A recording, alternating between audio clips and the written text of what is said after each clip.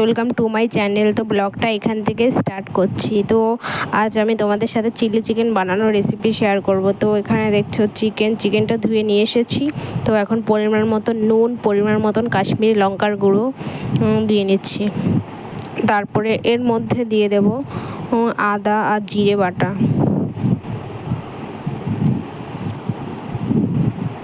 আদা জিরে বাটাটা দিয়ে তারপরে এর মধ্যে দিয়ে নেব লেবুর রস। তারপরে একটা ডিম ফাটিয়ে দেব।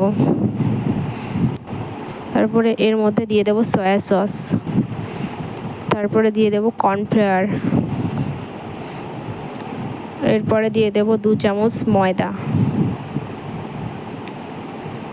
তারপরে হাত দিয়ে একটা ব্যাটার তৈরি করে নেব। তো ব্যাটারটা তৈরি করে এটা এখন 30 মিনিট রেখে দেব। তো 30 মিনিট ঢেকে রেখে দিয়েছি। তারপরে 30 মিনিট হয়ে এসেছে। তো 30 মিনিট পর এখন এটা ভেজে নেব। তো লাল লাল করে ভেজে নিতে হবে এটা। তো ভালো করে এখন এটা লাল লাল করে ভেজে নেব।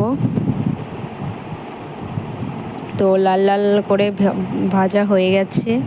তো এটা এখন নামিয়ে নেব। তো সেই কড়াইয়েই এখন 2টো শুকনো লঙ্কা ফোড়নে দেব। তারপরে দেব একটু রসুন কুচি, একটু পেঁয়াজ কুচো, একটু লঙ্কা কুচো দিয়ে একটু খানিকক্ষণ নেড়ে নেব। তারপরে এর মধ্যে দিয়ে দেব কিউব করা পেঁয়াজ কুচি। তারপরে এর মধ্যে দিয়ে দেব কিউব করা ক্যাপসিকাম কুচি।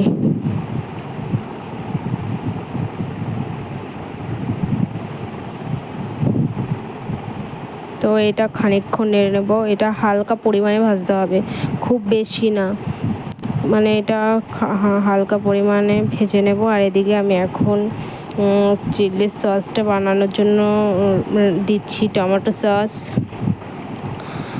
তারপরে দিয়ে নেব এখানে সয়া সস। তারপরে দেব চিলি সস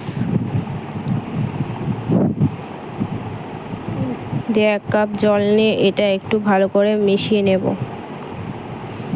তো এদিকে এটা মেশানো হয়ে গেছে। তো ওদিকে ওটা হালকা ভাজা হয়ে এসেছে। এখন এর মধ্যে দিয়ে দেব চিলি সসটা। তো এটা দেওয়ার পর খানিকক্ষণ নেড়ে ভালো করে মিশিয়ে এর মধ্যে পরিমাণ মতো নুন দিয়ে দেব। তো নুন দিয়ে খানিকক্ষণ করে এর মধ্যে চিনি দিয়ে দেব। তারপরে ফুটে আসলে এর মধ্যে কর্নফ্লাওয়ার গুলে দিয়ে দেব। ওকে, বাই গাইস। তোমাদের যদি ভালো লাগে তাহলে অবশ্যই সাবস্ক্রাইব করে দেবে। আবার নেক্সট ভিডিওতে দেখা হচ্ছে তোমাদের সাথে।